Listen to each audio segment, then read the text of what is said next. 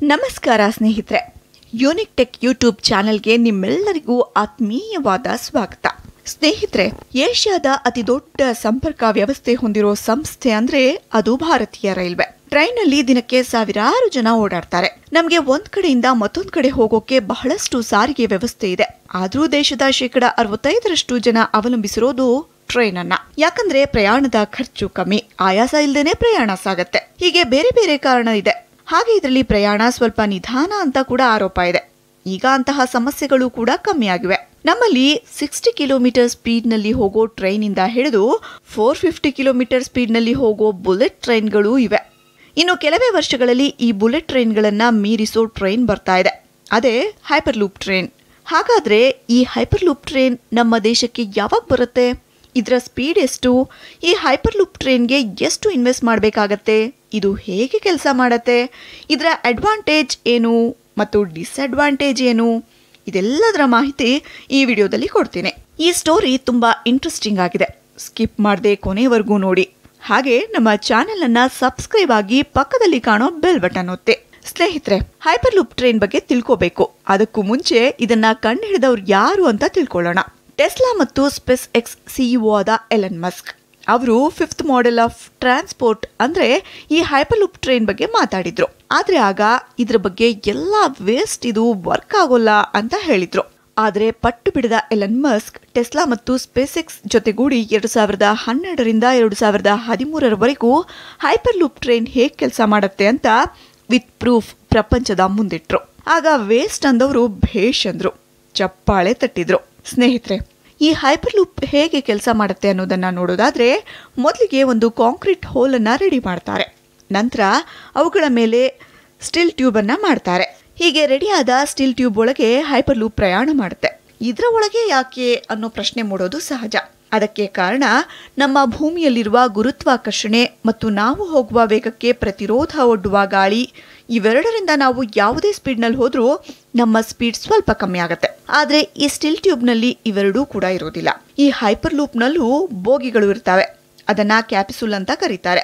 ಒಂದು ಕ್ಯಾಪ್ಸುಲ್ ನಲ್ಲಿ 28 ಜನ ಆರಾಮಾಗಿ ಕೂತು ಪ್ರಯಾಣಿಸಬಹುದು. ಹೀಗೆ ಒಂದು ಬಾರಿಗೆ 600ರಿಂದ 800 ಜನ ಪ್ರಯಾಣಿಸಬಹುದು. ಇನ್ನೊಂದು ಇಂಪಾರ್ಟೆಂಟ್ ವಿಷಯ ಏನಪ್ಪಾ ಅಂದ್ರೆ ಈ ಕ್ಯಾಪ್ಸುಲ್ ಮತ್ತು ಸ್ಟೀಲ್ ಟ್ಯೂಬ್ ನ ಅಂತರ ಕೇವಲ 1ರಿಂದ 2 ಮಿಲಿಮೀಟರ್ ಮಾತ್ರ.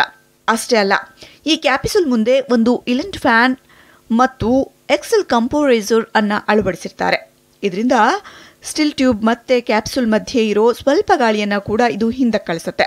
ಈ ಸ್ಟೀಲ್ ಟ್ಯೂಬ್ ನಲ್ಲಿ ಇಷ್ಟೊಂದು ಗಾಳಿ ಕಮ್ಮಿ ಇದ್ರೂ ಇದರ ಒಳಗೆ ಇರೋ ಪ್ರಯಾಣಿಕರಿಗೆ ಯಾವುದೇ ಉಸಿರಾಟದ ಸಮಸ್ಯೆಗಳಾಗೋದಿಲ್ಲ. ಮ್ಯಾಗ್ನೆಟಿಕ್ ಎಕ್ಸಲೇಟರ್ ಅನ್ನ ಈ ಸ್ಟೀಲ್ ಟ್ಯೂಬ್ಗೆ ಅಳವಡಿಸಿರ್ತಾರೆ. ಇವುಗಳ ಮೂಲಕವೇ ಈ ಹೈಪರ್ ಲೂಪ್ ಮುಂದಕ್ಕೆ ಹೋಗುತ್ತೆ ಮತ್ತು ಪ್ರತಿ 100 ಕಿಲೋಮೀಟರ್ಗೆ ಒಂದು ಎಲೆಕ್ಟ್ರಿಕ್ ಮೋಟರ್ ಅನ್ನ ಅಳವಡಿಸಿರ್ತಾರೆ. ಇವು ಹೈಪರ್ ಲೂಪ್ ನ ಸ್ಪೀಡ್ ಅನ್ನ ಹೆಚ್ಚು ಮತ್ತು ಕಡಿಮೆ ಮಾಡಲು ಸಹಕರಿಸುತ್ತವೆ.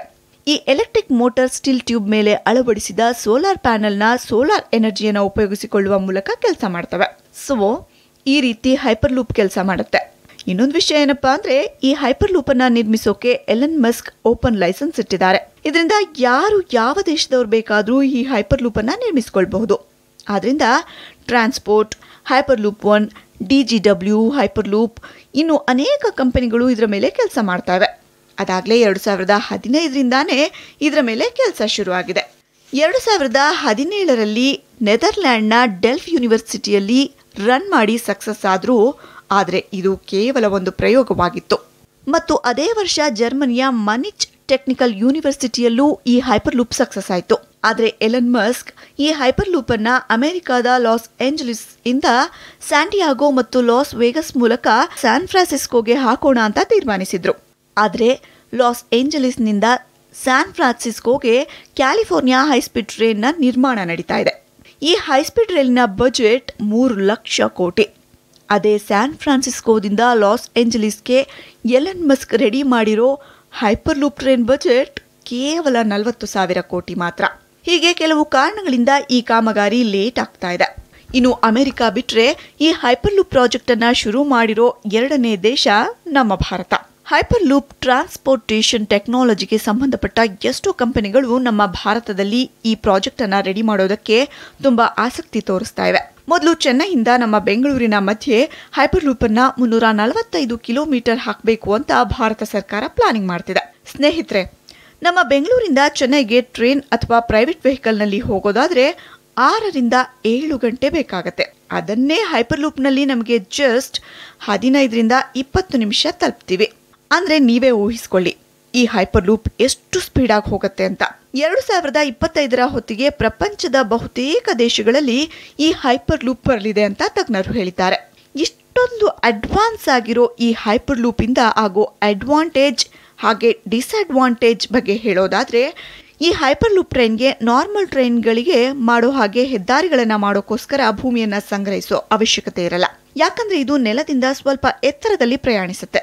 ಭಾರಿ ಭೂಕಂಪಗಳು ಬಂದರೂ ಕೂಡ ಈ ಸ್ಟೀಲ್ ಟ್ಯೂಬ್ಸ್ಗೆ ಏನೂ ಆಗೋದಿಲ್ಲ. ಹೈ ಸ್ಪೀಡ್ ರೈಲನ್ನ ಈ ಹೈಪರ್ ಲೂಪ್ಗೆ ಹೋಲಿಸಿದ್ರೆ ಟ್ರೈನ್ ಸಿಸ್ಟಮ್ ಅನ್ನ ಟೋಟಲ್ ಕನ್ಸ್ಟ್ರಕ್ಷನ್ಗಿಂತ ಈ ಹೈಪರ್ ಲೂಪ್ ಟೋಟಲ್ ಕನ್ಸ್ಟ್ರಕ್ಷನ್ ತುಂಬಾ ಕಡಿಮೆ ವೆಚ್ಚದಲ್ಲಿ ಆಗುತ್ತೆ.